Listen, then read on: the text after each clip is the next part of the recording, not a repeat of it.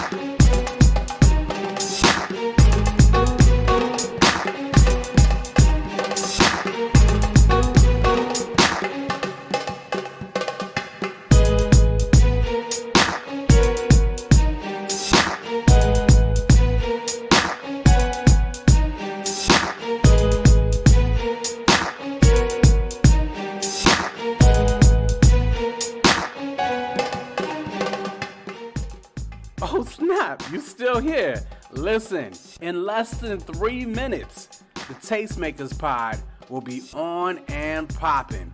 Don't miss Bree, Quote, Trish, and Corey talking about the hottest topics in culture.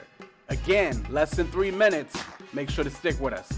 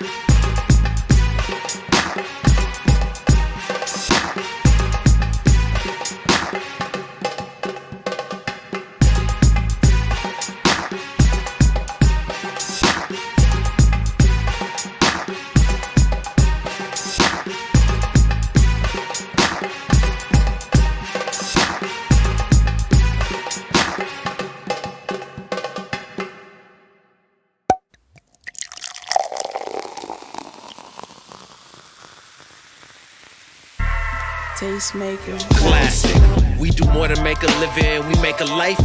When everything is dark, we are the light. We are the tastemakers. Aight. Let tomorrow tell the stories that we make tonight. I told y'all, patience is a virtue. This is what perseverance will get you. In just 60 seconds, you will be live with the Tastemakers Pod. Again, appreciate you guys tuning in, and we'll see you soon. For the new tastemakers, sommeliers came out to play. Classics in the current day. For the movers and shakers. For the new tastemakers, sommeliers came out to play. Classics in the current day.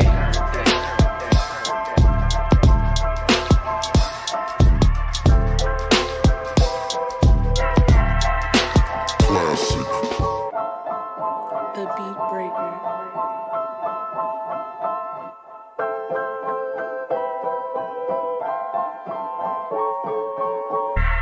Tastemakers.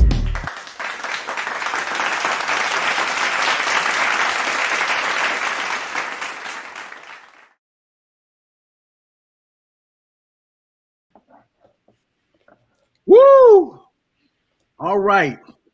So, giving you a taste of the culture, it's the Tastemakers Pod. That be Trisha Bell. That's Light Skin Corey.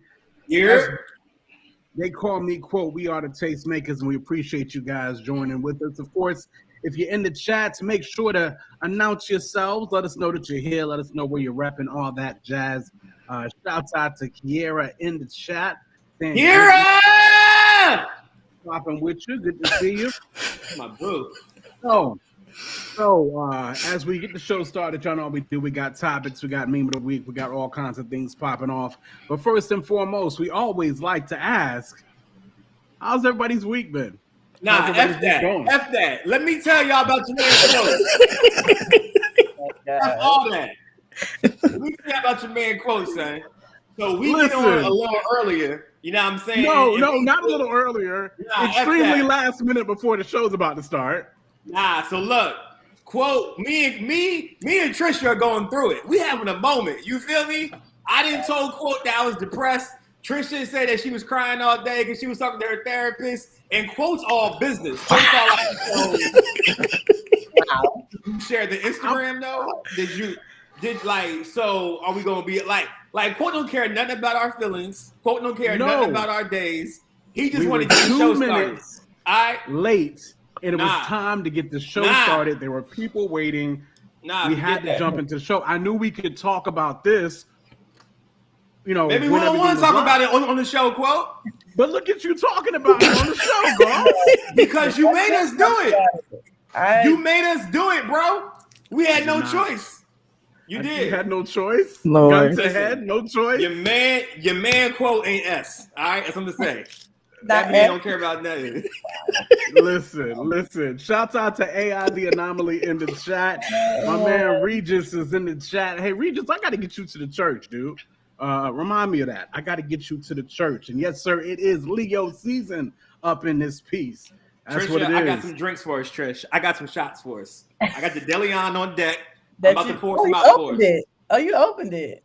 Oh, yeah, I had a little get together. Oh, yeah, it's been opened. You see that, right? But anyway, Bang is on deck as usual. Give me my shot glass. So, I'm starting to feel it. But as we do every week, how has everybody's week been now that we are all on the couch together? We'll start with Brina, and we'll work our way around. Brina, how's your week been? Busy. It's been busy. I'm trying to get my apartment toddler proof. I'm keeping my niece and nephew for a whole week next week. Okay, I was about to say, should we know something? I was like, what's that? I'm just gonna be on auntie duty for an entire week. So y'all pray for me. But yeah, just working and getting stuff together. Nothing crazy. That's what's up. Okay, all right. Before we get to Goss, Miss Bell, how's your week going? How's your day? Is everything all right as we sit on the couch together? Don't even do it, Trish. Don't even do it, Trish. Don't even talk to him, Trish. It's don't care for real. First of all, I'm gonna tell y'all, I love y'all. This is how much I love y'all because I'm sick. I've been crying. You know, when you cry, your face be swole. I don't feel my greatest. I don't feel like I look my greatest, but it's okay. I'm getting over those hurdles. But yeah, it's been an interesting and busy, very, very busy week at work. Yeah, today was Monday, and today was like, oh, so y'all really don't care about what's going on with us. Got it. Just that's how I was feeling. Wait, what happened? Oh, at the job?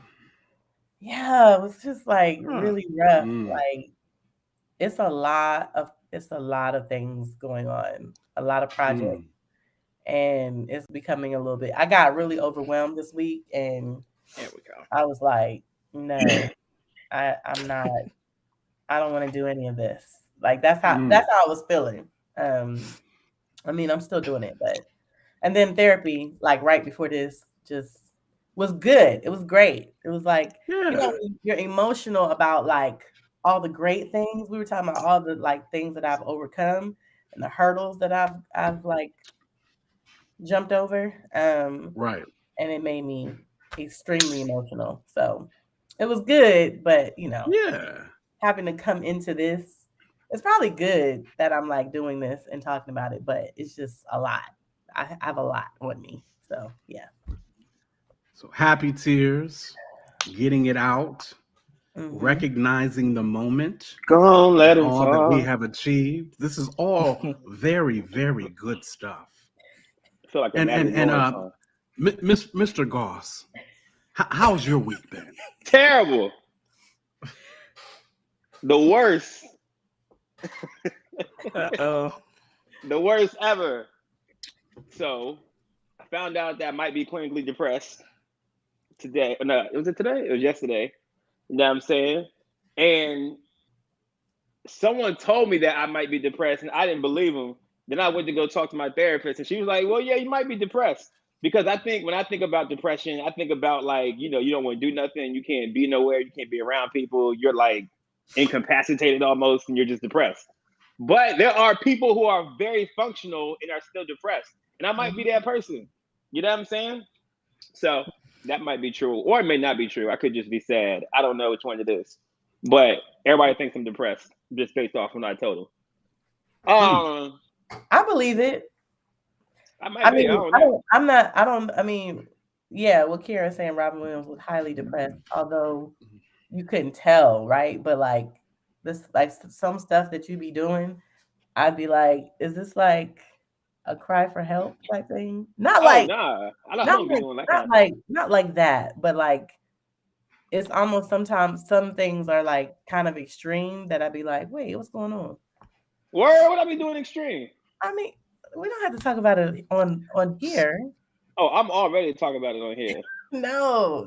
So No. when I did go through my bout of depression, I think one of the key things that I was able to see, and maybe you can maybe you relate to this or not, Goss. It's hard for me to see you as so, but I know you have a performance side of yourself as well.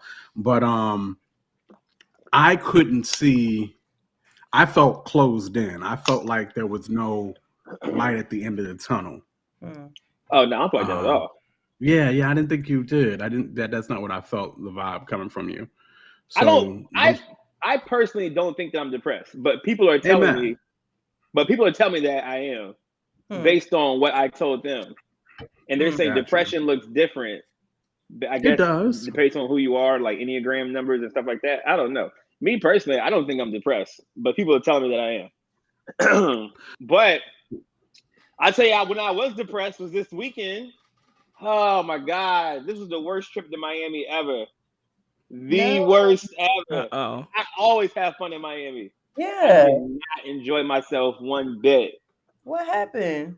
It's just not fun anymore. Like the things that used to be fun, they just ain't fun anymore, bro. You know what I'm saying? And I think it could have been the company I was with as well too. But at the same time, I really feel like Kanye depressed me because I was trying to have fun at Rolling Loud. It just wasn't fun. Because like I'm trying to get in these artists who I don't know their songs. I really listen to their music other than the radio songs. And like I was really there for Kanye West. Like I really let me tell y'all the story. Let me tell you how it happened. So y'all know Kanye canceled a week before Rolling Loud. Said he wasn't come. And I was super Regis, depressed. did you go, Regis? But go ahead. And I was super depressed that he wasn't gonna be there. Feel me? So the concert, I go down there. The concert is 3 days. It's a 3-day concert, and they got like 50 artists each night. So they have Kid Cudi, who's taking Kanye's spot. I don't know why Kid Cudi. He's not on the same level of Kanye at all. Not comparable. He's a poor man's Kanye. So Kid Cudi is on one side of the park, and Lil Durk is headlining on the other side of the park. There's 5 stages, and all right, so I stay for like 10 minutes to Kid Cudi set, and then I leave to go to the other side of the park to catch Durk because that's my guy. I like those little trap thug gangster bang bang shoot 'em up thug dudes. Like I like their music. Yeah, all that. Mm-hmm. So after like 20 minutes, it's like 11 o'clock, 11:30, and I got a 3-mile walk to get back to my car. So I'm like, yo, let's just go ahead and go back to the Airbnb. Did you say 3 mile walk? Really? Yeah, it was a mad long walk, bro. Like, bro, I ain't never seen that many people in my life. Like, never in the world. It was over 20,000 people there. Oh my goodness. Probably more than that. It was insane, y'all. I never seen that many people in my life. Or monkeypox? Nah, you get none of it. So look, as I'm leaving, I get back to the Airbnb, get on the Instagram, and guess who comes out during Lil Durk set that I left? Kanye. Really?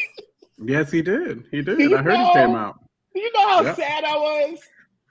Oh my gosh. Wow. You know how sad. The amount of sadness that hit my heart. But wait, why did you leave again? Because I didn't care about Lil Durk for real. And Kanye wasn't there, so I was leaving. I stayed for like 20 minutes for Durk's set. You know what I'm saying? So, oh my God, I was so sad. Now, luckily, he only did like 2 songs. But, you know what I'm saying? But, so the conspiracy theorists were all like, oh no, Ye probably didn't like that Kid Cudi was going to be on his stage, even though he canceled, you know, because they got they little beef or whatnot. So he was like, well, I'm going to pop out during Durk's set and do the song that Cudi was on. But wait, why they still beefing though? Anyway, I don't know. I'm not sure. And then somebody threw a water bottle at Cudi, so Cudi left the stage early. And he left. I heard about that. He left early, and it was just a terrible weekend. So that was night 1. Wow. And then Saturday, I didn't get there till 9:00. Oh, that's a whole other story. You get there till 9:00 p.m. Yes, I didn't get to the stadium until 9:00 p.m. that night.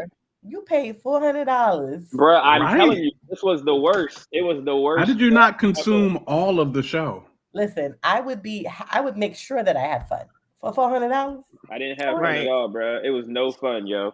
That's crazy. I know. Told me to come down, I would have came and took your ticket.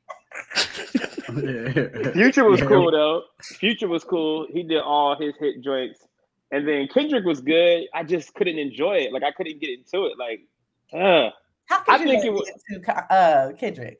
No, it was a good show, but I don't know. I think because I'm depressed. I was just about to say, maybe you are depressed. No. I think he let that Kanye thing get him down. I think I did. I think the Kanye thing really got me down because like I know all Kanye songs. I would have been in there wilding with everybody. Like that's why I paid the money to see. No, don't get me wrong. Kendrick is cool, but I don't know Kendrick songs like that. Like I know I know the radio singles. No. I feel you. Kanye has more of those radio. But like Kanye, listen, I'm singing every single lyric. Like I'm going crazy if Ye's on that stage. I feel you. So I just left Miami, and then the person I was with was acting stupid. They were acting funny. So like I was just like, "Yo, get me out of here." And I never had a bad. Kyle, why don't Christians? Shouts out to Judon in the chat. Christians don't belong at those shows. Kyle got you. Kyle got you. Maybe it was the Holy Spirit. Let me not put that on God.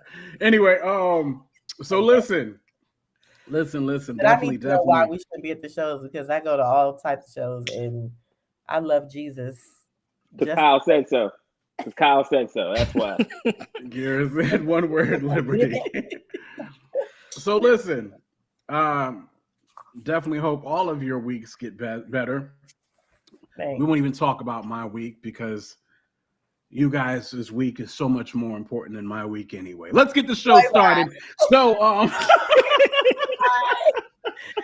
listen. Y'all know how we do. We got these topics for y'all coming up this week on the Tastemakers Pod right now. Starting with the XXL, also known as the Double XL, because I'm just reading instead of talking. The Double XL Pick a Team joint. We're going to talk about that. Speaking of Kanye, we're going to talk about which is better, which one you like more, respect or loyalty. We're going to talk about this Blank Panther trailer. All right. We're going to talk about, when will Black people really overcome? Like, what's the markers for that? And of course, we'll talk about the church robbery that popped off in New York this past week that everybody has been talking about. So that is what it is. Those are the things that we'll talk about. You got the trailer too, Brina, right? I didn't send you the trailer. I figured. I got it. Cool. So Before we start anything, y'all know how we do. Again, shouts out to everybody in chat. Make sure to like and subscribe. Share it. It's early in the show. This is your chance. Make sure to tell a neighbor, tell a friend what it is we do right here on the Tastemakers Pod. What up, Tosh, in the chat? Good seeing you. But again, make sure to hit that share button right now. And that is what it is. Let's get into the meme of the week. What up, boo? I love Tasha. Did you? She was in Orlando. Okay.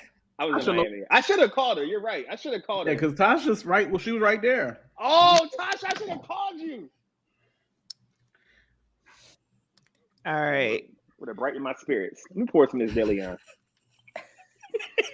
No. Lord Jesus. Help them, God. Help them, Lord.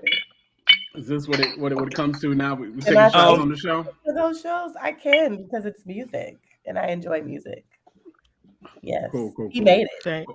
He created What we got, Bree? This joint's about to be drink chance. All right. Oh. Oh, Lord. Nah, this first one is mine. I said, nigga, in my prayer time today had to start all the way over. That's funny. I don't have to start all the way over. That's funny. Yeah, shouts out to Stephen the Levite in the chat. Well, yeah. So that is what it is, no doubt. That's funny. You had to start over. Hold on, my bad. Let me Lord God, really? I mean, are they saying nigga they was talking to God calling him nigga? Now that's different. Yeah, I think we need context here. Either way, it's still hilarious. So. Hold on. So y'all ain't never messed up like talking to God and ever been like, no. That's why I thought this was funny. Absolutely. Oh, okay. I can't remember a time that I've done that, but I feel like there's been a time that I've done that. I ain't never said that. I have started a prayer with "What you doing?" Like that was just how I felt at the moment. Like, okay, Lord, what you doing? That's real. But I ain't never said that.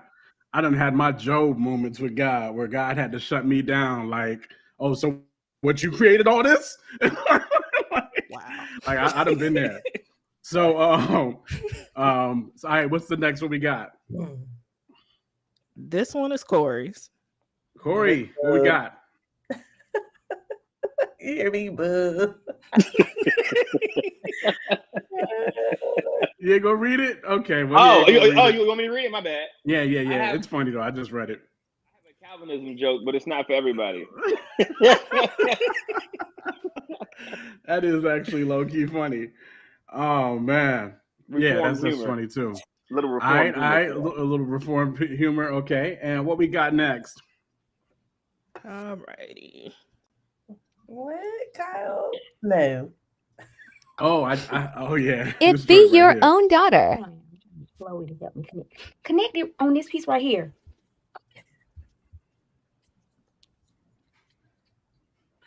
What? Right here. Just connect it right here. Don't even worry about that little piece. I'm connected, right? You What? honey. Thank you. And when it's a strong breeze that comes in this way, come flying off. Don't say Don't, nothing. and it ain't gonna come flying out. It is. Whose aunt jumped in this child? Are you gonna ever connect it? Honey, because you got to look big, honey. And you need to do something about this kitchen in the back of your head. Oh. I'm No. just saying, you need to do something about this kitchen. Don't worry about me. Because they got eggs, bacon, grits. All right, so listen. I've seen that before. Matter of fact, I think Kira sent it in a joint, and I was looking at it. But listen, looking at it that time, that joint is staged as a mug. No. That joint is staged as a mug. I don't know about that. Staged where? That child would have got slapped. She would have slapped that child. Come on. No. She was talking just like her mama. She sounds exactly like her mother. That's who she sounds like. Sounding exactly like your parent don't stop you from getting knocked out. Oh yeah, I mean, you saw her doing this when she was pulling it back. That was a little bit too much lip. That was a little bit too much lip. Yo, it is honestly Kiara's daughter, Sydney. She's like That little girl looks like she's 6, talking like that, calling her honey and all kinds of stuff. She's like little genius. Like when she was like 2 and 3, she was talking like that. Wow. Like, not like smart Alecky though, but like she just smart.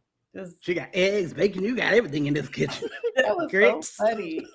What in the world? You are a grown woman. Like what's happening? Oh Lord, fully grown woman here. I last joint here. I guess that would be my joint cheer.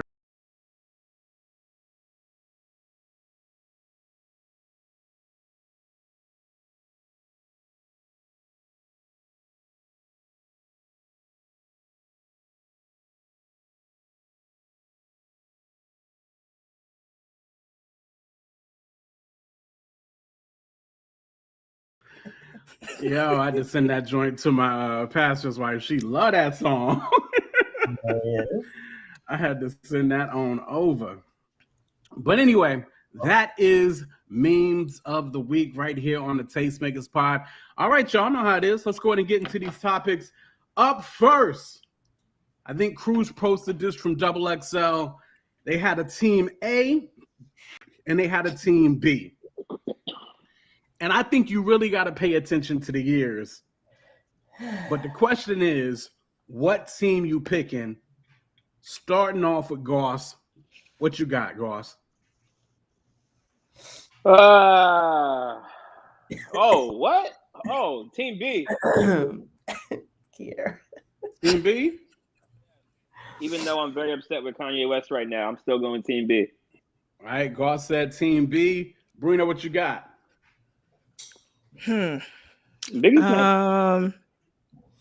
It's kind of hard to choose against Biggie, but I'm gonna have to go Team B too. Wow, y'all. Trish. If they would replace Biggie with Playboy Cardi, that would have been great. Me? Oh, Playboy Cardi? Playboy Cardi? Yes. If they replace Biggie with Playboy's Cardi? I'm saying put Biggie where Playboy Cardi is what I'm saying. Team B would be for me. Oh, okay. So which one are you? Team B. You're Team B. Yes. I don't even understand this at all. I don't know how y'all. I mean, listen. This is Team A all day for me because 94 Biggie is better than Pop. I agree with you. 2000 Eminem and 2000 Lil Wayne, I'm going to be nice and say it was a wash. But if y'all really remember how Eminem was when he first hit the scene, and those first couple of albums, and just the storytelling, the lyricism, whatever the case may be, but I'm going to be nice and say it was a wash, okay? I've never liked him. You've never liked Eminem? Never was an Eminem fan. I wasn't. Unpopular opinion, I don't think Biggie's that good. Unpopular opinion, I know. Yeah, that's a very unpopular opinion. We're going to keep that moving. 2003 50 Cent and 2010 Kanye. Listen, I'm going to be honest with you, and this was really the deciding factor for me to go with Team A, is Kanye wins this, right? But 2010 Kanye, though is probably considered peak Kanye, that's really not my Kanye.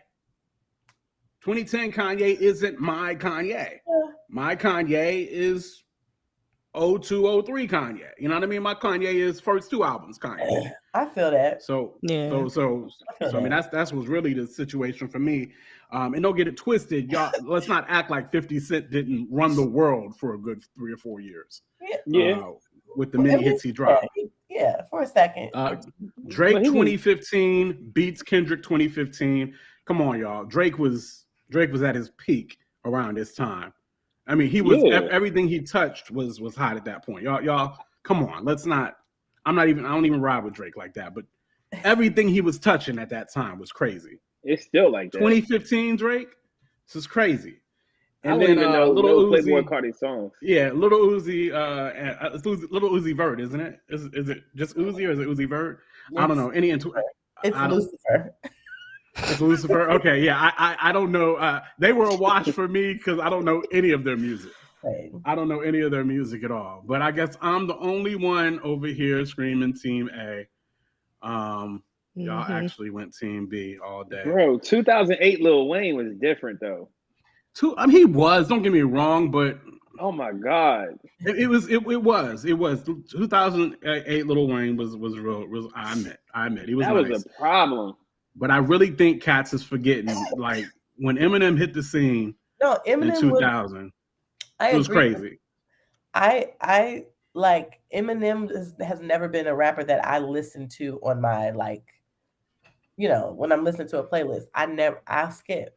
Like I mean, there's like one or two songs that I'm like, okay, like I love, but not. I've just never been like, oh my gosh, I'm an Eminem fan now. I don't think a lot of black people like him. I think they respect him though. They respect him, but he don't got a lot of black fans though. Yes, they do. He got black fans. You do.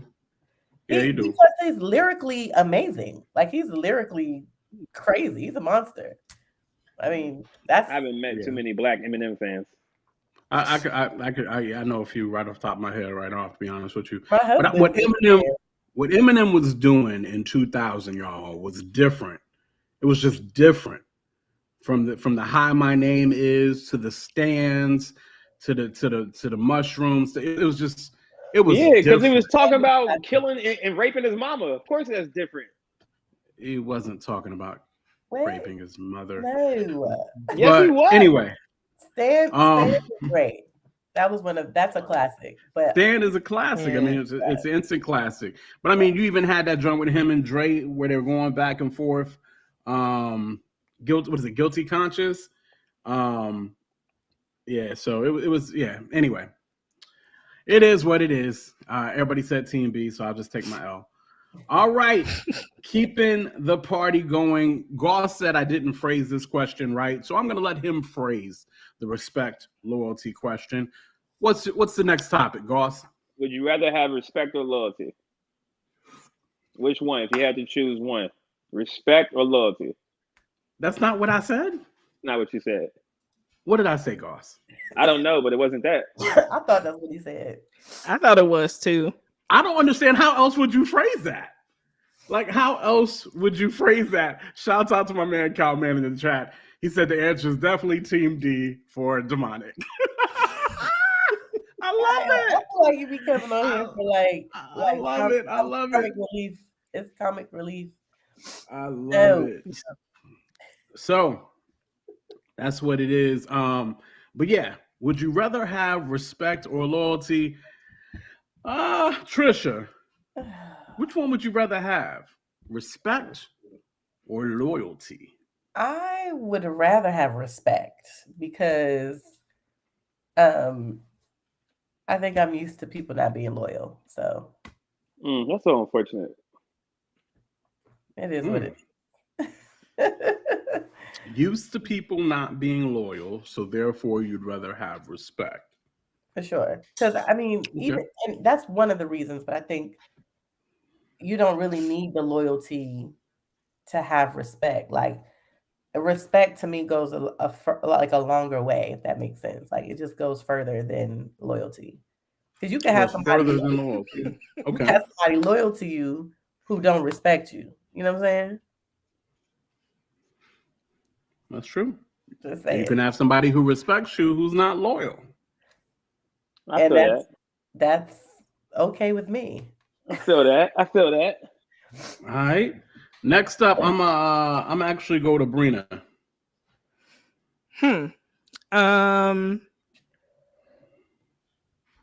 I'm gonna go with respect. Because sometimes loyalty can come along with that. Yeah, I think I'm gonna go with respect. If I had to choose between the two, I would pick that one. RESPECT. Okay. And why again? Because sometimes you can get loyalty if somebody respects you. Sometimes, but you may or may not have that. You know, if it's just loyalty, like what's the motive behind why they're being loyal? Loyalty. Okay. I'm still trying to figure this out in my head, even as we talk about it. Gauts, what's your thoughts, man? Respect or loyalty? I mean, can you be loyal to somebody that you don't respect? You can. Really? I think family members do it all the time. Facts. Interesting. Because I feel like everybody that I'm loyal to, I respect them as well too. And I'm not loyal to people that I don't respect. Like, if I'm loyal to you, then that means I'm with you, I'm riding with you, I'm here for you for a reason. You may not get everything right, you may not do, whoopity whoopity, but at the same time, like, I'm here because I can't be loyal to somebody that I don't respect. Yeah. So I think it's like for me personally, they go hand in hand with each other. So I would want loyalty because that means you already respect me if you're loyal to me. Okay. I wish that were true. It's true in my world. I mean, in your world, but like in general, though, it's like it's not necessarily, What's the other side of that coin, Trish? What you mean when you say you wish it was true? What's the other side of that coin? I just don't. I've seen people who seem loyal, who they actually, like, their actions are like, oh, they're loyal, but then do something slimy. You know what I'm saying? Nah, but this is like true loyalty though. Like we're saying it in its purest form. What does loyalty mean? That's the question. What is the definition of loyalty? Like, I'm rocking with you no matter what. I'm with you. I'm gonna stay. Like, we know what loyalty means. Like, I know. I'm trying to figure out what the Webster definition is. Webster don't know. So this is the way I see it, right? Like, I see the loyalty piece. I see almost like family, right? And especially if it's family don't always have to necessarily respect you to be loyal to you, to ride for you. I ride with you because you family, you know what I mean? Or whatever the case may be. They don't necessarily always have to, quote unquote, respect you. Sometimes you might be loyal to a family member and they crazy. They off, whatever, but you're still loyal, right? On the other side of that coin, there be cats that straight up respect you that are so not loyal to you. They respect your hustle. They respect who you are in the game. They respect you, and they want to take your spot. They want to take you out. They respect you. That's true. But they whatever. So these two things are separate, in my opinion. Now that I've put that out there, does that change anybody's opinion of what they would say they want to be right off before we get off? Does this mean that you automatically if I don't have respect, does that mean people are disrespecting me? Or does it mean, like, is it opposite? Or are we just saying you just don't have respect? Like, I don't think somebody has, I don't think I have to disrespect you not to respect you. Right. Sure. I'm not a disrespectful person, in my opinion. Period. Okay. I think being disrespectful is rude. That doesn't mean that I respect everybody. Sure. I'd rather have loyalty then. I'd rather have loyalty still. So you rather have loyalty still, and then respect for the ladies. And that's weird. I think usually guys want respect. Yeah, normally guys want respect. I feel that on you as well. This is hard for me. I really don't know the answer. I don't know that I've ever really even thought about this. Ultimately, I think I'm gonna have to side with the ladies and go respect. I think I'm gonna have to go respect because cats just be wanting respect like that. But nah, don't get it twisted. Cats could respect you and so not be loyal. Cats can be loyal and not really respect you. I think I'm gonna go respect. Man, I want to go loyalty. I think for me too, with the respect thing, like, I think because I have been disrespected so much in life, like, I just would rather that it be, just respect me. You know what I'm saying? I don't need you to stick beside me. You know what I'm saying? Not that I don't desire that, but it's like I'd rather you just give me respect. Yeah, I think it's more of a personal thing, as to why I feel like that.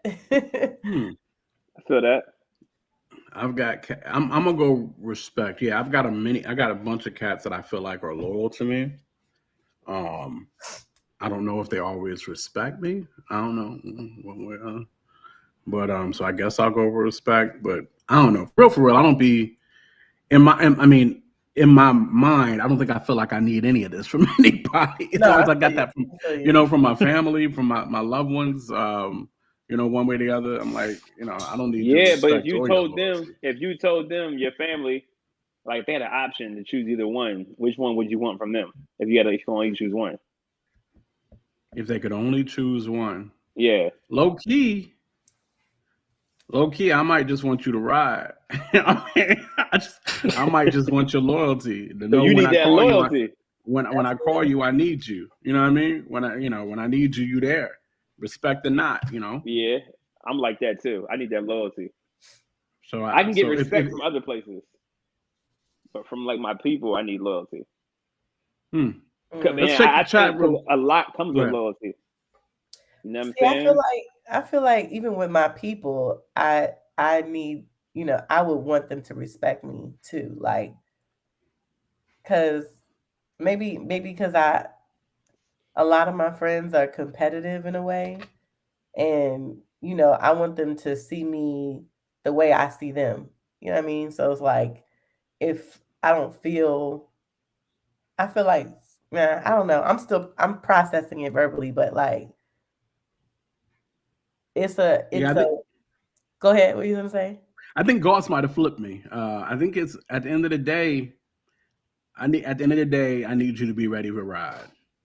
And at the end of the day, I'm gonna be, because that's how I am. I feel like at the end of the day, you call me, I'm there. I'm gonna be loyal. That doesn't mean I always might respect you, not respect you, or whatever the case may be. And on the other side of this coin, I don't know that I need your respect all the time. I just need to know when I need you, you're gonna be ready to roll. You know what I mean? You know what I'm saying? So I don't know. I want to know what Tasha needs. Let's hit the chat real quick. Well, actually, you were in the middle of a thought when I said that. Trish, did you want to finish that? No, I got nothing. I don't know what I was about to say. Got you. Hitting the chat, just kind of see what's going on with the chat. Kiera actually agrees with Goss. I don't think she says she thinks you can't separate the two. I do believe that you can separate the two. But let's see here.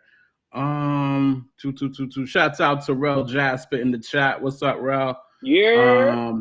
Yeah. Judon said women normally want loyalty. Things is different nowadays, Jew. I feel you, but I think things might be different nowadays.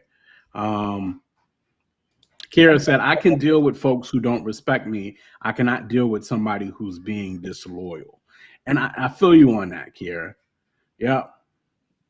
I kind of feel you on that, Kira. So that's interesting right there. I think that's it. Okay. So I think we had two loyal, two respect. Straight down the middle. Trisha's. So yeah, we right down the middle with that. That's interesting. It's a nice one right there. So keeping it moving, y'all. Y'all know how we do. It's the Tastemakers Pod. Make sure you like and subscribe. Hit that like button. Run that up. Make sure to subscribe as well if you already haven't. And of course, make sure to share this on your socials, Twitters, Facebooks, Instagrams, everywhere. Let them know what we do every Wednesday night at 10 p.m. Eastern right here on the Tastemakers Pod. So this week was Comic-Con on the West Coast. Word? This is when all the stuff pop off and Marvel releases all their stuff and just all of that goes on. And everybody's saying this phase of Marvel is actually a little weak, but everybody's kind of gearing up for November. And that's because that's when Black Panther 2, Wakanda Forever, is going to drop. And they dropped the trailer. Let's go ahead and get right into the trailer and see what y'all got to say about things. No woman, no cry. No woman, no cry. Little darling, don't shed no tear. No woman, no cry. Good friends we have, and good friends we've lost along the way. In this great future, you can't forget your past. So dry your tears. Oh, who's Prego?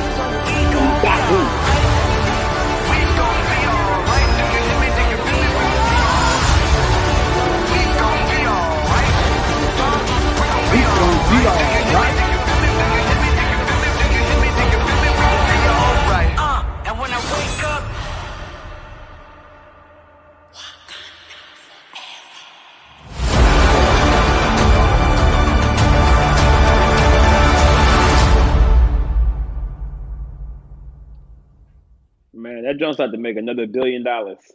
Yeah, so I'm not so sure about that, but we'll talk about that. Stephen the Levite, Goosebumps. That trailer is hard. Also, Ironheart in that joint. Of course, Neymar. Exactly. That trailer is so freaking hard. But let's talk about it, starting off with your girl, Bree. What you think about Black Panther, the trailer, and just any thoughts you have coming for November? Well, very emotional trailer for sure. It's I think the biggest thing is it's what's gonna happen with Black Panther, because you don't really get too much from the trailer. Like, is he gonna be recast? What are they gonna do? Just kind of waiting to see how they spin it off. Definitely going to see it. Just excited to see it, but yeah, I think I'm gonna be in the theater crying with everybody else. I'm just excited to see this next installment in the series. That's what it is. That's what it is. Goss. Yeah, Black He Panther. is frozen. Boo! Yep. Oh, damn. Y'all can't hear me or nothing? You back now. We can hear you. Oh, okay. Well, if y'all can hear me, let's keep the party going. I froze with the hat off too. That's kind of whack. But anyway, Goss, what you got? What you think about this? Nah, the trailer and then any other fire. Black Panther joints. Yeah. Nah, that trailer was hard. That joint's gonna make $1 billion straight off the trailer. You know what I'm saying? Like, it's gonna be crazy. I don't care if they recast it or not. Black people are gonna go see it. Like, we're not boycotting Black Panther just because they don't recast T'Challa. Like, we going to see it, bro. Like, it's not gonna matter. We going to see it regardless. They could have dropped a 10-second trailer. It don't matter. We going to see that joint because that's one of the joints that, you know what I'm saying? We doing it for the culture. So that, but the trailer sold me. Like, that joint looks super dope.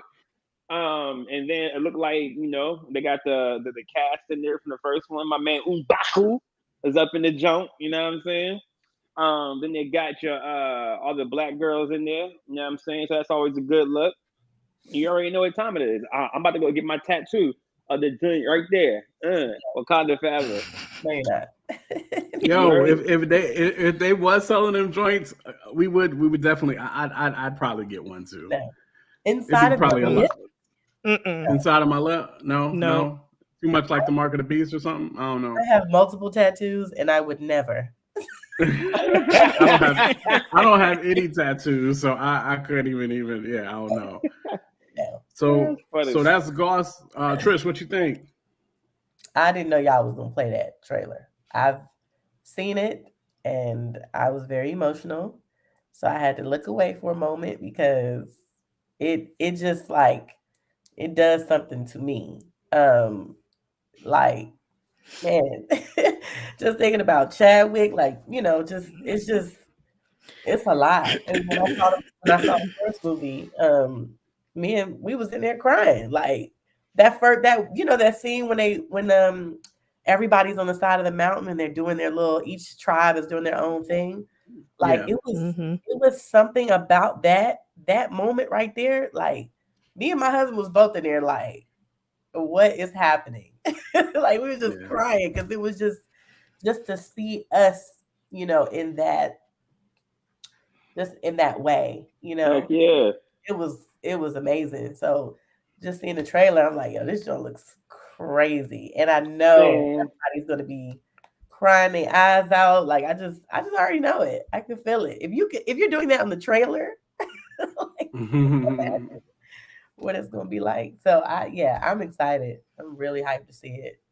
Definitely gonna be there with my attire. I'm gonna have my face paint. I'm gonna have it all. Like you take pictures. Y'all gonna be like, where you going? I'm going straight to Africa at the theater. For real. So at the end of the day, these cats ain't no slouches. I mean, Ryan Coogler is proven not to be no slouch. The actors in this movie, these are top tier actors and actresses without a shadow of a doubt. I mean, you got Angela Bassett. Did Michael B. Jordan die in the first one? He did theoretically die. I can't remember. I can't remember. You don't remember that? It was a mad long ago. No. It's 2018. So it's about 4 years. So he can't come back. He can't come back. I mean, see, I think he's supposed to be in this one. So, I think. So the question is, he can't come back. The thing is, and when you're dealing with fantasy, anybody can come back. That's true. Nobody really dies. Nobody really dies, which of course makes it really crazy that we would kill off T'Challa. But anyway, it's beautiful. You gotta get over It's a beautiful trailer. Nah, I don't gotta do it. No. You can't replace him. They can Chadwick. That's not how acting works. It is how it works. Especially that's not how art works. Like that's like yes, it does. How many Macbeths have we had? How many? No. Supermans have we had? Spider-Mans, James How many Bonds. Chadwick Bosemans have we had? None. None. It's only been one. How many Sean Connerys have we had? No. Sean Connery. What are we talking about here? No, you can't. We're not talking about Sean Connery. That's not the same. Because who are you gonna replace him with? Like that's the person who y'all. These people are professionals. Y'all are trying to act like there was no better actor in the world than Chadwick Boseman, and that no black actor could for that role. For that role. That is such a shame for our people that we think that nobody could replace him as an actor. Bruh. That's embarrassing to me. Quote, That's how it is. Embarrassing to me. I'm embarrassed that you're saying what you're because saying. no white folk is ever gonna say that about them. No, not at all. We're not white. Because we're not white. We're not them. That's what makes us so different and special. No. Y'all is bugging. No, y'all is bugging. Listen, y'all is bugging. Out of the 3 Fridays, which one was the best? The first Friday.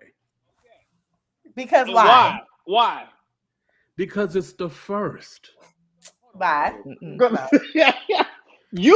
Quote, as black people, when we see somebody do that, you're that person forever. That's like okay. you did, and we don't want to see nobody else do that. I don't care how good of an actor you are. Denzel Washington could play Black Panther. It's not gonna work. No.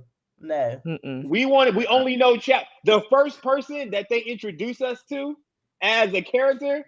That's who we want to see. If they recast Martin without Martin, do you think we want to see that? It would be an uproar. Even Bad Boys, if they replace Martin or Will, like no, it's just work like that for black people. For black people, it don't work like that. For that specific role, like Chadwick, to me, was the only person fit for that role. I just cannot envision anyone necessarily taking his place as as him. You know what I'm saying? Like maybe if they said, oh, some kind of way, the powers went to this other person. Now that would be a different type of story, but not, oh, we're replacing You Chadwick. can't, bro. You can't do it. No, yeah, I'm sure I am emotional, Judon. That's a fact. That's a fact. Why do you think churches split when the pastor leaves?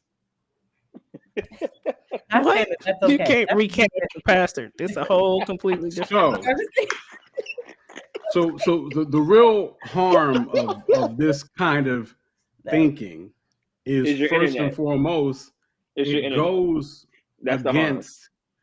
goes against what even Chadwick thought about Black roles being exposed to Black people. They're theoretically only being able to be only one at one time. Even Chadwick stood against this in many interviews. He said he hated the fact that he had to be pent up against Michael B. Jordan, or he had to be pent up against Denzel Washington, because there can be only one token Negro. That's the rules. But that's not what we're talking about. We're not talking about that. That's not what true. we're talking about. That's we're talking true. about a specific role, one specific role by a man who died. He did the role so amazingly well. The man is dead. Nobody wants to, like, I think it's very fair for us to be like, yeah, nah. No. No one can recast that man as Black Panther. It's just At all. And I agree with you. I agree with that concept. But for this specific role, I just can't see it. I'm not saying it's right or wrong. I just don't see it. I'm with Trish. Yeah. I'm rolling. Nah, they definitely should eventually recast T'Challa. They don't have to do it in Black Panther 2, but they'll find out that ultimately what'll happen, and I'm just letting you know, what'll happen eventually is Black Panther, the series, people will stop caring as much about eventually, or they will recast. That's just how the game works. You can't go into, you can't carry a series with background players. You can't do it. T'Challa is the lead role in Black Panther. Plain and simple. And this movie will not hit $1 billion. Yes, it will. And the reason why it won't is because it will not have the replay value that the first one had. I doubt it. It's gonna have huge first weekend numbers. It's gonna have huge first weekend numbers. They're gonna be huge the first weekend. But people were buying out theaters, watching the movie 3, 4, 5 times. You're right. And that will probably not happen for this one. That's not true. I think it would. I think it will too. I think Shuri is taking the throne. That's what it seems like. Yeah, and so Shuri taking the as a Black woman, right? Think about it. There's no need to be mad at that. But what I'm saying is, based off of what you're saying, I don't agree. The fact that Black women, first of all, we spend the most money on a lot of things, and we want to see that. We gonna come, and I bet you, I would bet you, and I don't gamble. But November's right around the corner. The lottery's $1 billion. I'm gambling this weekend. I do think that this movie will make $1 billion, at least $1 billion. Like, I don't agree with. I'll say this: it will not top the first one in numbers. It won't. It will not top the first one in numbers. So, as far as Shuri taking the throne, there's nothing wrong with that. There is a season of time in the comic books where that happens. There is a season of time in the comic books where Shuri takes on the Black Panther mantle. The thing is, we as Black people are so used to some kind of substitution, or let's lift one in spite of the other. Why can't we lift both? And that's what we got in Black Panther 1. Not only did you have a strong male representation, but you had a very strong female representation in Black Panther 1. And that's the beauty that we saw. And in my opinion, that's the beauty that certain powers that be are trying to keep us from seeing again, in my opinion. I look at this trailer and it's beautiful. It's gorgeous. I got to see it. I can't wait. The colors, the brilliant actors, directors. It's going to be great to see it. I believe the movie's going to be good. I believe the movie might be better than the first one, possibly, in general. Because, I mean, if I really go back from it, the first one to me wasn't outstanding of a movie. It was great representation. It was great cinematography. It was great to see. It wasn't outstanding as a movie. In my Trish opinion. ain't jacking it. Trish ain't jacking it. So that's how I feel. I mean, do I have it? Did I have to have it? Is it a part of history? Did I see it 50 million times? Yes. That doesn't mean it was the greatest movie in the world. So I actually think part 2 might end up being better than part 1, in my opinion, as a movie in a whole, even though I don't like the direction that they're going. And I don't think it's going to equate to the same number of ticket sales that they had in the first one. I personally don't. So that's my thoughts on that as far as that goes. Recasting T'Challa to me is a must. There's too much of T'Challa's story that has to go on. Who carries the Black Panther mantle? I don't care. You can get that to Shuri, whoever the case may be. But the person, the character, he goes on to do many other things in the comic in the comics, and those things are important to what goes on in the comics. And to kill off the character, that's just silly. When I feel like all these other white characters, all these other white kids got so many other white characters to look at, and they replaced that joint over and over again. They done had 3 Spider-Mans in the last freaking movie. Oh, that's but we get a black king. We get a black king, and they find any reason to make sure to take him off screen, in my opinion. And I think that's just my opinion. I'll even go one further. Hey, I will be the bad guy tonight. I'll go one further.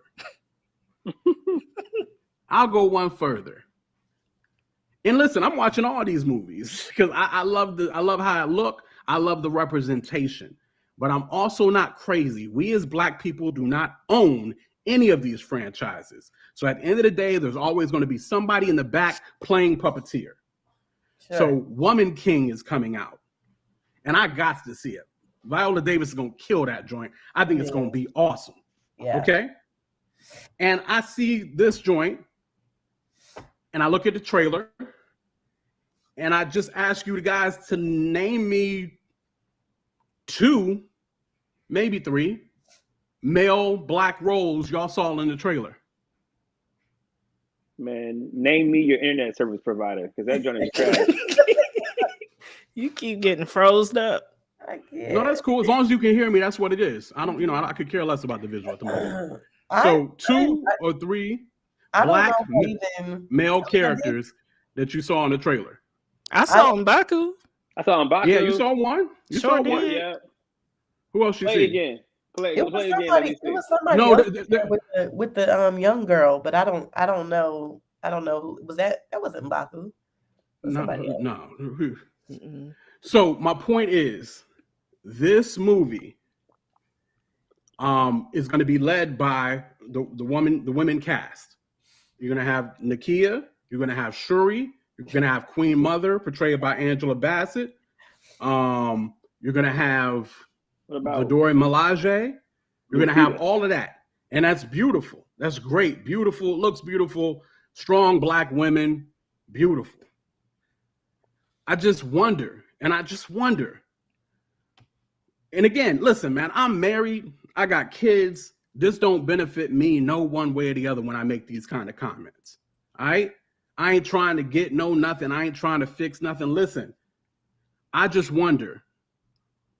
I don't see any white female, Latino female, Asian female war movies where there's literally no guys and it's just a bunch of women going out, taking care of business, defending the area, killing off everything, and the men are just nowhere to freaking be found. And I hate to say it, but I just feel like there's some level of programming going in with these kind of scenes and these kind of thoughts. That's just my thought process with it, because I don't see it with any other culture. I don't see it with no other culture. But they are definitely going to let you know, Black women, they strong. They could pick up the knives, they could pick up the swords, and they can go defend and take the area, and they can defend Wakanda from Namor and the Atlanteans, and they can do it by themselves without any black male representation clear, because our black women and our black joint, they run things, they run it, they destroy, they protect themselves, they handle their own business. And that is a narrative that I believe is being put out there as well. And we're seeing that with the Woman King. We're seeing that with what we're seeing, even what we're going to see on Black Panther 2. And I'm just saying, what other cultures are doing this? Well, I don't. So with the Woman King, like culturally, right? Because it's based on a true story. Culturally, in their culture, women was running things. Like that's actually that's true.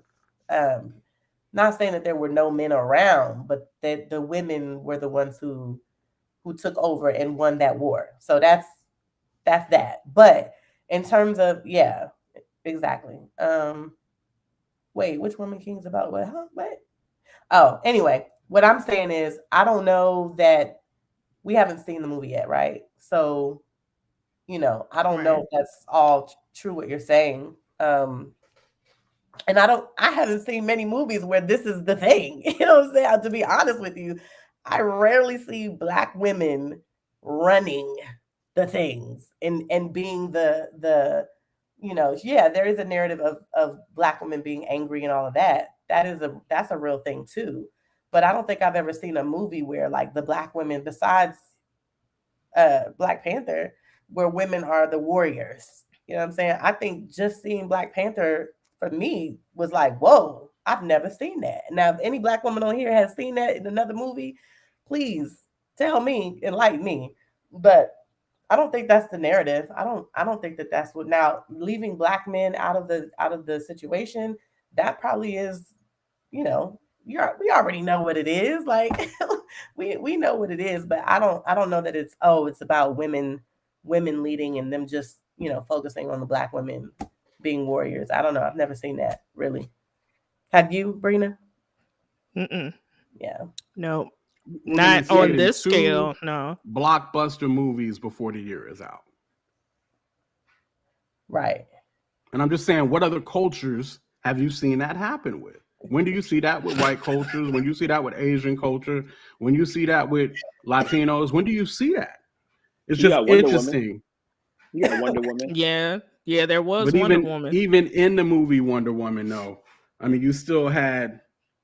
I mean, of course, Amazon, the place, the island, is full of warrior women. Nah, but still, you got Wonder Woman, you got Charlie's Angels, you got a few of those other Marvel movies where girls is like killing dudes or like making dudes look stupid. That's true. Nah, quote. There's some other ones. I don't know many in terms of the other side, black. But this is just the trailer, though. We still don't know exactly what's going to happen with the movie yet. We'll see. Like I said, we'll see how it all plays out ultimately. I mean, even when Angela Bassett screams out, I've lost everybody, I've lost all my, whatever. I believe that actually is more something that happened during the blip than right now, because Shuri and T'Challa both got blipped for the 5 years. Oh. Because if you think about it, she can't say I lost everybody when Shuri's right there, right? But Shuri was gone and T'Challa was gone during the blip. So I think there's going to be some flashbacking type things going on as well. So there. Remember that one time we had a positive black superhero? But Judon's like black male superheroes are vampires and demons. No, that's not true. I can't watch a lot. I can't really. It's hard when I watched that last movie he did. Oh shoot, the military joint. Huh? The military joint where we played in the band. The one where he was playing in the band with. Okay, yeah, with Viola. Yes. I can't think of what it's called, but I know you're talking about. Yeah. No, that movie had me. I was no good. I was like, I can't watch this because he didn't die and he really did, and it was like I was feeling it all over again. It was Black Bottom. Thank you. No, I cannot. I haven't watched movies I have not seen of his that I just can't watch yet. I'm just not ready. I'm not ready.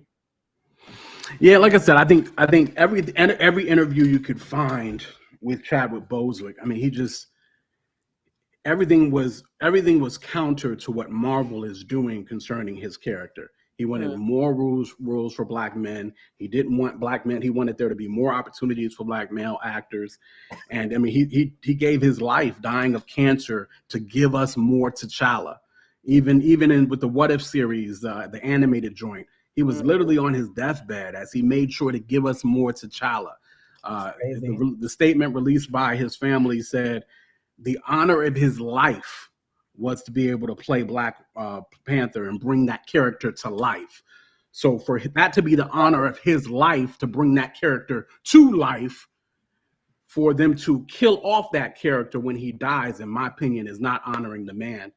And the only family members that we have heard of have been his brother and his niece. And they both are saying adamantly that, look, T'Challa would have wanted this character to be recast. And it fits in line with everything that Chadwick has said over the years in interviews when it came to it. So anyway, that's just my thoughts on it. I think it's going to be a beautiful movie. I'm going to go see it. I actually think it's going to be better than the first one. I don't think it's going to sell as well as the first one. But we will definitely see in November. The mark of the first one is 1.3 billion. We'll see. We'll see what the trends look like come November time when it comes to see that. But that's Black Panther. The Black Panther trailer is out. Of course, more trailers will drop before the month of November. Make sure to like and subscribe. We are the Tastemakers. We talk about everything that's popping off in culture, especially Black culture, hip-hop culture, Christian hip-hop culture, movies, you name it. We deal with it all. Music, you name it. We deal with it all. And we deal with stuff like this, like we always talk about Black people overcoming. We shall overcome, things of that nature. But what are the markers, or when, I guess, would you say that we know that we've actually overcame? That's our next topic. Goss, what you got on this? I'm always conflicted about this because I don't think that we have one. I think it's just a thing of there's different markers that we'll always reach and we'll always get to, but I don't think that overcoming necessarily is actually a reality that we will see as Black people, because there will always be something that's not like that's not equal, or there's racism, or there's always going to be something that's to hold us down. And because equality sometimes feels like a myth. So when you believe that, I'm not saying I believe that or don't believe that, but when if you do believe that, then you feel like you'll always be fighting and you'll never get there, right? So for me, it looks like maybe my kids or my kids' kids, when they feel like, hey, I have the same opportunities as everybody else. Or when I feel like I don't have to have conversations about, certain stuff that only happens to Black people. Or when we're doing away with this idea of like when we stop having to promote diversity, because it's just something naturally that we always do. Now, I don't know if those things will ever happen because we're flawed people. So there's always going to be racism. There's always going to be racist people in the world. There's always going to be people who don't see eye to eye. So I'm not sure if we are meant to overcome, quote unquote, not quote unquote, but per se. Like, I think there's some kind of like glory in our struggle, right? So I don't know. Okay. Well, Judon says apparently we'll never overcome unless we all agree that LeBron James is the GOAT. So yeah, that means it's over for us, because we definitely ain't gonna all agree on that. So Stephen a Levite says, when we move to Africa. Kira says, when they come up off that. Bree, what you think? When will we overcome, or what does that look like for Black people? When will we overcome? I think we will when Gabriel picks up the trumpet and he blows it and we get up out of here, that's when we'll make it. I think until then, I think we'll have progression. Each generation might have better experiences than the last, but I mean, we live in a fallen world and we dealing with people who have sin natures and all kinds of crazy stuff. So it's like every nationality is going to deal with something. And I think Black people,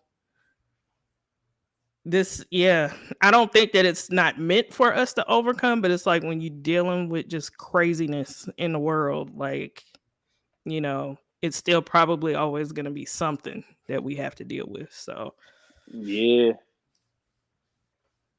I think we're not really free until we see Jesus. So, okay, man, amen. All right, Trish. This is such a loaded question, but yeah, I think I don't know. To be honest with you, I don't really. As long as you're in America, we probably won't fully overcome. And I think, if they could give us our money, our what is it? 5 acres and a mule, but 40. Why I say 40. Yeah, you cutting it short. 40 of them things. 40 acres and a mule. It's they would try to take it away from us. Like they could give it to us and then be trying to do the Tulsa situation on us. You know what I'm saying? Like it's like, you know what I mean? Like I don't trust. Let me just be careful with what I'm saying. There's a lot of things that I don't trust. Say it all. No. There's a lot of things I don't trust. So, I just feel like you gotta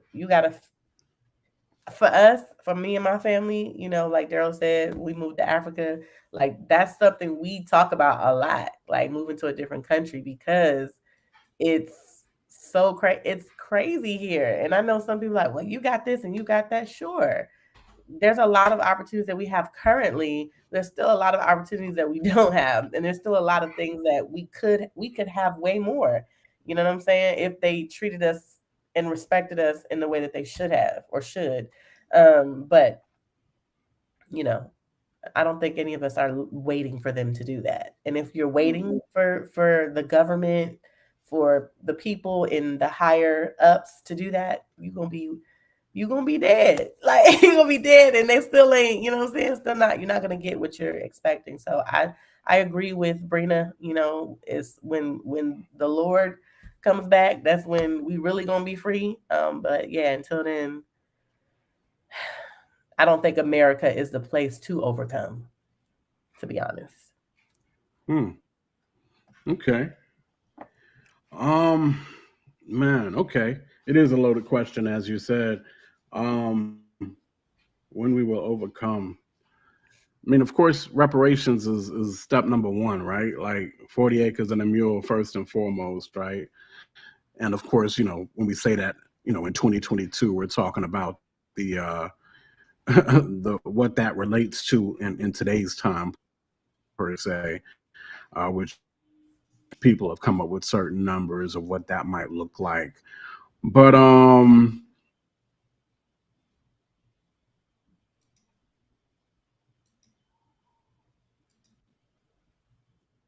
He froze. He did. Wow. Yeah, so trash. Nope. No, he's still frozen. What's going on with internet? After that, get police off our necks, treating us equal to what everybody else gets treated like.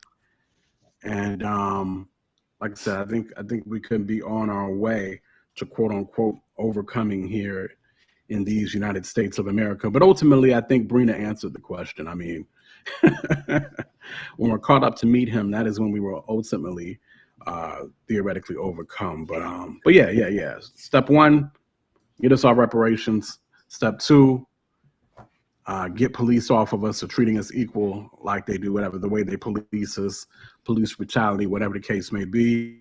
Kiara. And I believe between those two steps there, I believe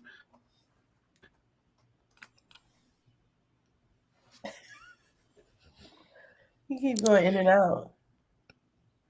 Yes, Judon, a rack of people have been leaving the U.S. A lot of people in Mexico. It's a lot of black people in Mexico. A lot of black people in South America, in Ghana. Like they listen. real? Yes, it's a lot of like my homegirl just moved to Mexico, and a lot of people I know have friends that moved to Mexico. It's crazy. Black women. It's like a slew of single black women in Mexico, living it up, chilling, living it up. Do you hear me? The property is cheaper. Like everything is cheaper. It's crazy. And no, dead up. Look, I've been doing research for a long time. Okay. It's communities, it's expats, like here we're talking about, it's expats. And they're mainly black people who are like going to certain places, Mexico being one. What's it? Somewhere in South America, I can't think of it. Costa Rica. Yeah. Yo, it's crazy. I'm like, yo, we about to be out of here. It's communities and like Facebook groups where you can like study like, okay, how is it in this country? And the black people there, the black Americans will tell you like it's popping over here. Yeah. Come. But what about places like that are already black populated, like Jamaica, or like places like, you know what I'm saying, like you got catches moving there too? Yeah, it's people buying mad property out there in Jamaica, like black Americans. Right. It's right. That's wild, yo. Yeah. But then I think we'll have but then the thing is, we'll move to those countries, but still have first world expectations. Because these countries ain't necessarily first world countries. certain of them are. Yeah. Certain of them. No. I'm sorry. They're not necessarily first world countries, but some of them have first world cities. Yeah, portions. Got you. There are portions where it's like that. For sure. Got you. But I think there would still be, like, we'd be on our America tip for a while. Like, as far as, like, oh, y'all don't have this, Like, we had to adjust. It wouldn't be, let's just move and go over and prosper. You know what I'm saying? Yeah. Like, America's still low-key the best country in the world, they saying. Look, this book right here, it says Choose Life, the tools, tricks, and hacks of long-term family travelers, world schoolers, and digital nomads. This book here is like literally if you are a family, like a family from America, you're trying to move your family to another country. Yeah. This is an amazing guide. Like it gives you all kinds of steps because the author has done that, moved his family out of the country to many other different countries. And I did. I told Kira about the book. Yep. And interesting. It's crazy. I know this one guy I met in Israel, and he's a missionary, and he lives 6 months in Jerusalem, and then the other 6 months lives in Philadelphia. Out the year. Yeah, and him and his family do that. So that's probably an interesting lifestyle. Yeah. To go from like Jerusalem to Philly. I mean, he can handle it because I mean you can live in Philly, you can live anywhere.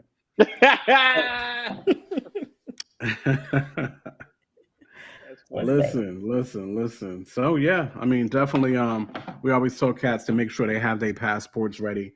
You never know what's going to happen or how things are going to be. And at the end of the day, exposure is a beautiful thing, and being exposed to the many things that go on in other countries, getting out of our Western civilization, that we have here in America. It's a beautiful thing, and it just really opens your mind to what's out there. And so definitely worth checking into for sure.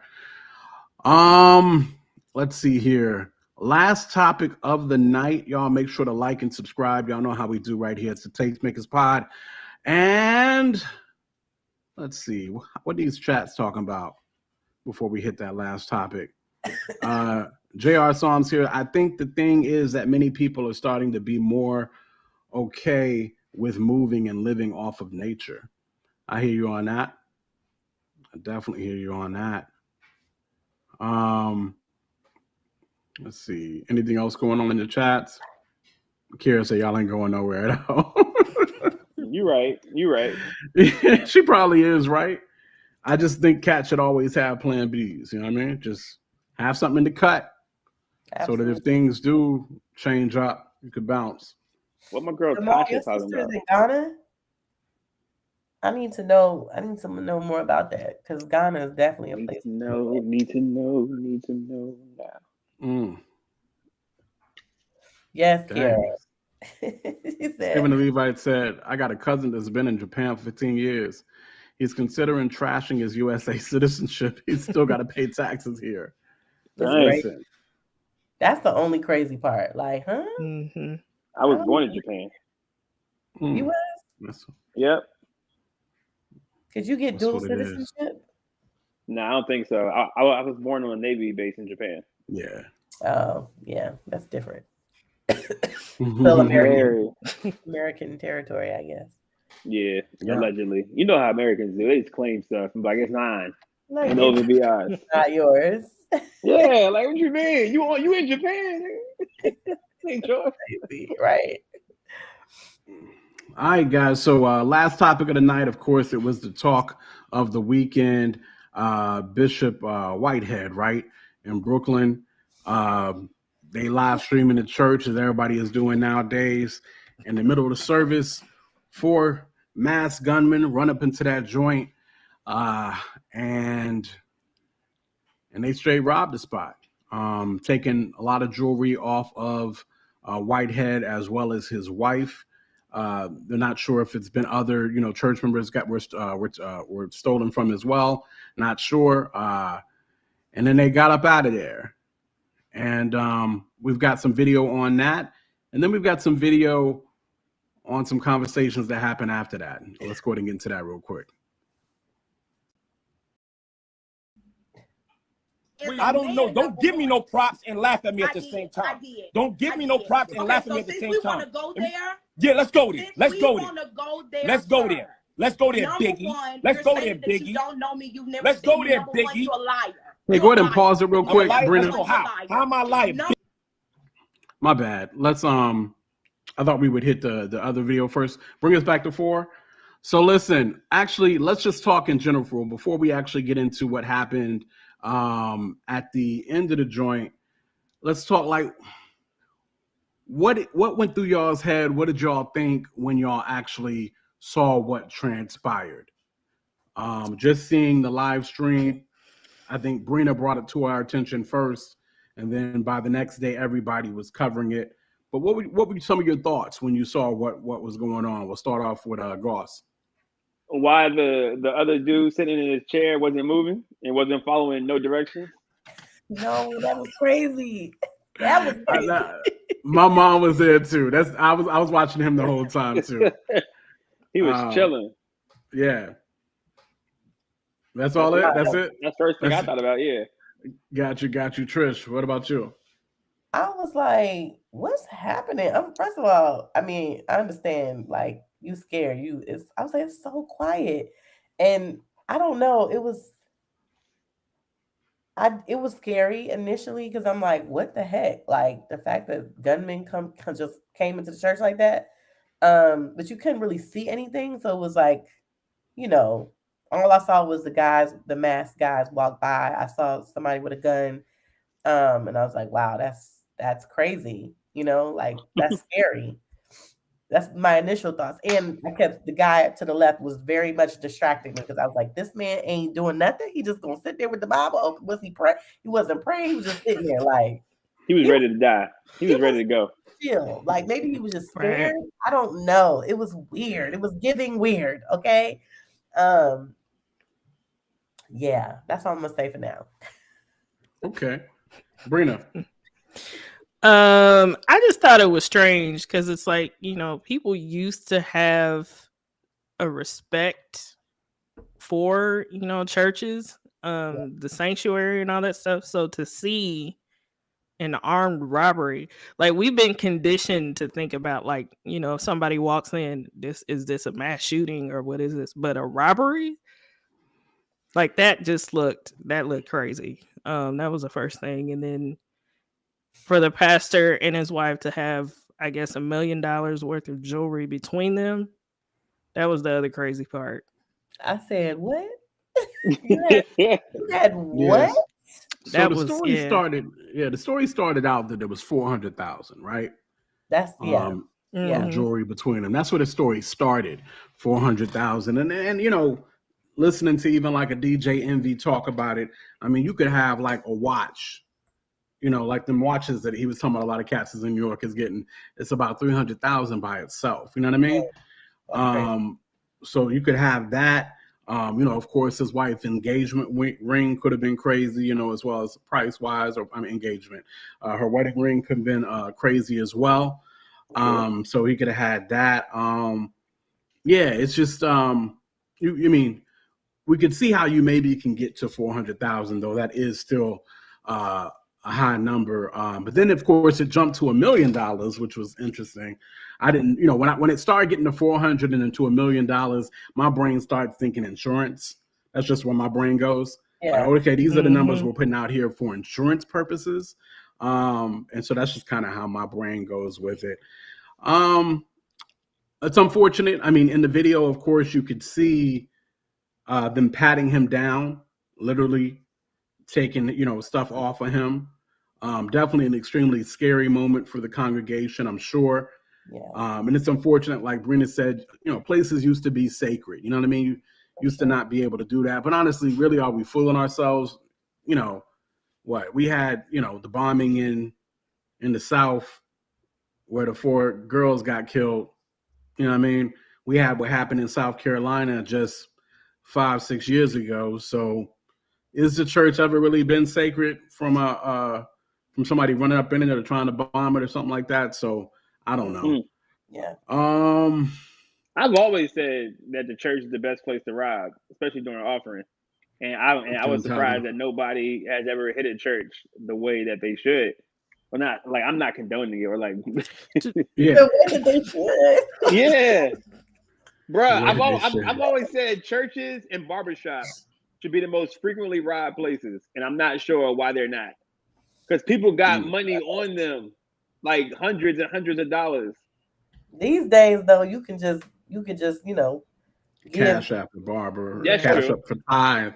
No, you're right. You're right. An app for that, but barbers be pulling out knots. It's like getting crazy. You know what I'm saying? And then there's a lot of churches that still pass the plate. Yeah, that's true. You know what I mean? Do that. Yeah. So I've always had the idea, like, yo, why don't people rob churches? Yeah. So, you know, I guess we could have thoughts on the amount of money that he had, the jewelry he had, right? You know, people, you know, love to get into that, maybe saying that he shouldn't either have that much jewelry on him or have that much jewelry, period. You know what I mean? So that could be, you know, a place that it's giving flashy. Yeah. Yep. And he's known for being flashy. From what I understand, that is his reputation. Flashy reputations upon preachers, in my opinion, aren't doing us any favors. You know what I mean? It's just facts, Jamal. People think you're flashy in what way, Gaw? It's like you got a bunch of chains on. I don't ever see you as being flashy like that. No, that's not. No, flashy is you got like that man. That man got diamonds. Okay, like that's a lot. Got you. Yeah. I have one diamond, and you know, sometimes when I'm in certain places, I'll turn it. You know what I'm saying? Like I feel it. You know, you just gotta be cognizant. Yeah, you're probably right. Yeah, so I don't know. You got to be a beast to rob a church, Reach. Reach said you got to be a beast to steal a Jesus piece. I'm like, man, you got to be a beast to walk up in the church and with mask on trying to rob, you know what I mean? But, I mean, it's unfortunate what happened. Now, there's a lot of speculation, right? Because, you know, I mean, just priorities just don't be seeming right. Like, why, if you got $400,000 worth of jewelry on you, why are we recording with an iPhone? Why is there not really any real media stuff recording your service? One. Number two, if you got $400,000 worth of jewelry on you, why your church ain't got no security? That's interesting to me. Mm-hmm. Every church I go to. Sorry. No, you go ahead. This is no diss. I'm not clowning. But if you got 400,000 or $1 million, however we want to look at it, worth of jewelry on you, but you're doing like the place looked like a storefront type joint. It wasn't. Like, it's a store. As they say, with 25 members up in the front is what I heard. 25 congregants were in that. So it don't even really add up. But don't get me wrong, I think he is involved in some other stuff. I want to say the mayor is like his cousin or something like that. So he got other hookups, you know what I mean? Other joints probably he make money other ways through the church, you know what I mean? You know, which is the big thing with people. I don't even know. So yeah, I don't know. You know, there's a lot of things that we're just, you know, priorities, right? Like if you are trying to build up a church, theoretically, to bring more people in. Yes, it's expensive, but this man has on $1 million worth of jewelry. What are we talking about? What are your priorities? I'm confused. Listen, the storefront ain't even it. Just like my thing is the storefront. That's the small potatoes. Right. I'm talking about literally like having a storefront. Ain't nothing wrong with that at all. No, that's what I'm saying. I'm not clowning. That ain't nothing wrong with that. I'm more so thinking about, like I said, the video setup, the armed security, the more than 25 members being there. You know, that's the stuff that kind of just was peculiar to me. And I know New York is different from the South. So, I mean, you know, maybe Cats is mostly live streaming. People ain't really in churches like talking about that in New York right now. I don't know how true that is or whatnot. I don't know. You know what I mean? So I'm not sure how he make his money or whatever. None of that justifies people walking up in his church trying to rob him, right? No. Nothing justifies that. Nobody's trying to justify that. It's kind of weird, and you just wonder where the priorities lie. And then I've come to find out it sounds like, of course, Bishop Whitehead has done time. You know what I mean? Which you know, Cat's got passed. You know what I mean? So doing time ain't, you know, that ain't nothing. Now he has done time for like identity theft and stuff like that. Scamming, that kind of stuff. So really. What? You know, that's a different thing. But again, everybody got a pass. You know what I mean? Everybody got a pass. Everybody do that. So I don't know. A lot of stuff was there, but like I said, none of that justifies somebody walking up in his church. So that leads us to the video that we had started there. So of course, I can't think of what they call him. Larry Live. What they call him? Larry Live. Larry Reed. Larry Reed Live. Yeah. So he be covering all the church gossip stuff or whatever the case may be. What? And Cleo, the tarot reader, is his aunt. Is that facts, Reach? Yo, stop playing, yo. Listen. So, you know, after the joint, this now happens with Larry Reed and young lady, I believe, by the name of Genesis, Pastor Genesis, and then of course Pastor Bishop Whitehead. Go ahead and hit play on that again, Brina.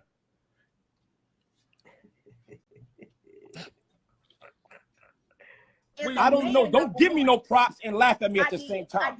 Don't give me no props and laugh at me at the same time. Yeah, let's go there. Let's go there, Biggie. Let's go there, Biggie. You don't know me. You've never Let's go there, Biggie. Biggie. You're a liar. You're a liar. I'm a liar. Let's go. How am I a liar, Biggie? Biggie Big, not Biggie Smalls, but you're Biggie Big. You are quote unquote a bishop in the Lord's church. That's right. You have seen my face on your timeline before, and if you say you haven't, you're a liar. I don't know you. I don't know you. I don't know you. I do not know you. I do not know you. But at the end of the day, when you come here and try to talk about me and I don't know you at all. And at the end of the day, when I come on and I'm listening and I'm seeing you laughing at me, I'm sitting here, you laughing at me. I don't even know you. And then Larry, you want to sit here and talk about, hold on. And Larry, you want to sit here and talk about, hold on. Larry, and you want to sit here, Larry. I hate go to there was another video, right? Yep. Bree? Yep. Hit that joint real quick. I can't stand y'all people, Kiara. You're disrespectful, okay? You're disrespectful. This man won't clap And at the so end of the bad. day, That's why he at the on end the of the day, line. Larry, at the end of the day, Larry, at the end of the day, I respected you. And you want to talk about the LBGT community? We had a conversation. And my position was that I preach the gospel of Jesus Christ. And I'm not, if homosexuality is an abomination. No, you're mean. You're mean. What are you talking about mean? How am I mean? You're I'm not mean. You're mean. Hold on. You're mean. You're mean. Because at the end of the day, y'all sitting here and laughing at something that 4 gunmen could have took my family life, and y'all sitting here making a mockery of it, all right? We are not. This big blip right here want to sit here and talk about women, all right? And you want to sit here and validate homosexuality because you just admitted that you're a, all right? That's on day. I didn't I tell y'all?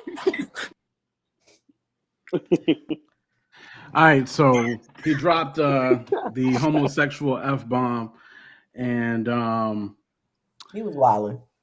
Yeah, so I watched. Boo! Whoa! What is Get him out of here. Terrible. Never been this bad. No, something going on with y'all in the area. Y'all got He not living right. Quote not living right. He ain't living right.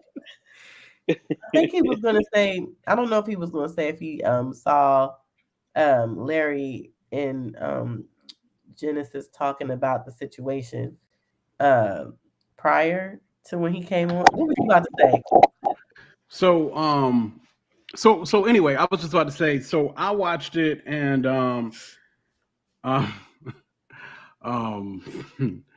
anyway, sorry, I'm looking at Goss with his quoting "living right." Nigga, don't question my character.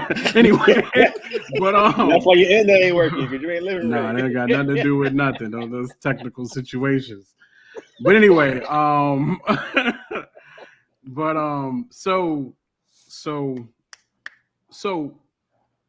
when I first saw it, honestly, the video of all this talk and chatter, or whatever the case may be, originally it really hurt my heart because it was so much carnality. Just so much freaking carnality. It was. From pastors, you know what I mean? Like she a pastor of sorts, he a bishop of sorts, and then Larry do whatever Larry do. What does Larry do? He's a mess. Larry is of what? Of a church here in Atlanta. I did not know it, so I watched that. Oh, he is. I didn't know he was a pastor. Know that? Yeah, he's the pastor. Really? Reformation or something. Child. Oh Lord! I mean, I did not know he was a pastor. That's He's a pastor. That's a mess. Yeah, so all that carnality from people who claim to be pastors and bishops just really blows my mind. Even I can understand Whitehead being upset about them laughing regarding his situation, right? Mm-hmm. I can understand that. I just don't know that we need to go live. No. I just don't understand the need to go live. I don't understand the need to put that kind of stuff on the internet. If you want to be upset that they joking, whatever the case may be, at this point, man, really, you need to be taking care of your family, right, checking on your congregants, making sure therapy is provided to all, like being on live, going back and forth with people you know ain't got your best interests at heart for what? Right. And then you start showing your tail and your carnality, coming at the young lady's weight, dropping the F-bomb, the homosexual F-bomb. He was doing it's too much. It's extremely carnal. Yeah. And so I don't understand. What are your thoughts? I feel you. Go ahead, Corey. He was doing a whole lot to be a pastor. Like his members should be embarrassed. And like we know pastors that do a whole lot. All 25, you're right. And we know pastors that do a whole lot. But he was doing way too much. Like I'd be embarrassed and ashamed that was my pastor. You know what I'm saying? But I ain't gonna hold you. Bishop Macbeth would never do that. You know what I'm saying? Wags would never Never see my guy on there like that looking crazy. So it's unfortunate, but we're living this internet era. People want clout. You know what I'm saying? People want to be hot in the streets. So they feel like that's what they got to do sometimes. It is what it is. Brina. Yeah, I just think the whole thing is messy. I don't know. When I saw it, it was like I was concerned, but then it was like a whole side eye too. Because just everybody's reactions to it was just kind of like, dang, a church got robbed. And then I could see why he was upset about people laughing, but yeah, I agree with you, Quote. They could have left that, off of social media, but Larry Reid's gonna do that for views, and likes and clicks and all that stuff, which really that's what a lot of this stuff is about anyway. So for sure. It was messy. And I think it's going to continue to be that way once we get the whole story. So. So you think there's more to the story, huh? I kind of do. It just seems I don't know of any churches that have armed robberies like during the service. Like it just seems weird. The whole thing just seems weird. But they were saying that it was probably personal because what they stole, they knew it was in his pocket.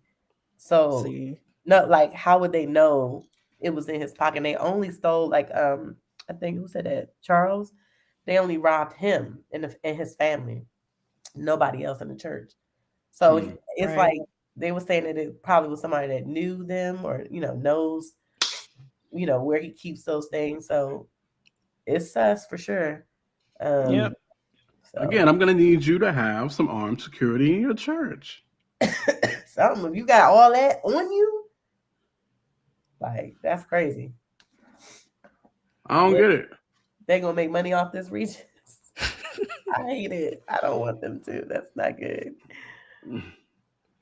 Yeah, Judon says seems like an inside job. Yeah. So I don't know. Like I said, I hate stuff that paints the church in a bad light and pastors in a bad light and Christianity in a bad light. We don't need more of that bad press. And, of course, there's the flashy pastor syndrome. Of course, that has the potential to paint us in a bad light. But, ultimately, if you make money, you get to do what you want to with the money you make, right? So that is what it is. I just don't like the getting on the live after the fact and venting on the internet like that. That just doesn't seem like that's something a pastor, an elder, or bishop should do. It's not wise. It's not wise at all. It's extremely carnal, and I don't get it. I just don't get it. Like, where is Jesus? Where is Holy Spirit? And any of that wouldn't stop you from hitting the live button. You know what I mean? Like, it wouldn't stop you from going live with Larry Reid. Like, how do you even accept that invite at this time? Is that wise? It's just there's no wisdom there at all. Like, who are you accountable to? Who is your covering? You know what I mean? Whatever the case may be. Who was allowing you just to run amok like that? Who are you accountable to? That is the question. Wait, Charles said that's like going live with Seiko. I ain't heard that name a long time. Boy. Oh my Not God. Seiko Woods. No. Remind me to tell you a story about Seiko Woods. I got a Seiko story. I got one. I got 3 or 4. Yeah. That man tried to call me Jezebel on Periscope. I said, "Oh wow, Jezebel, a whole Jezebel." He was coming at me on Twitter, and we had a whole conversation. And he got my husband ready to fight. Now that my husband don't get like that. That man was off the chain. They go different, bro. He's different. He really is. So Charles said something that's very true. People keep bringing up the 25 congregants as if it's not possible to stream the hundreds remotely with a limited amount allowed in person. So yeah, no, that's very, very true. You definitely, that's very true. And of course, I think we all thought about that with the purpose of the live stream. But I mean, unless New York is just, I don't know. Is New York still very heavily limited with church gathering and stuff like that? No? Okay. So even still, I guess what I'm saying is, you could be streaming to hundreds of thousands, but normally in a bigger church, more than 25 people gonna be up in that joint. You know what I mean? That's I guess that's my thought. Yeah. Concerning, like I said, I don't think he makes most of his money from the church anyway. I think his money comes from other places. That's my thoughts right off. Where those other places are, I have no clue. Nah. I mean, but like he's got, like, for instance, Kira just sent me this joint where I guess he was running for Brooklyn Borough president in June of 2022, and I think he lost, as I understand. But he was endorsed by Shaggy. It wasn't me. It wasn't me.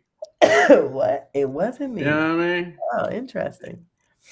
Endorsed by Shaggy. This joint endorsed by DJ Scott. Endorsed by Dusty Locane, Foxy Brown.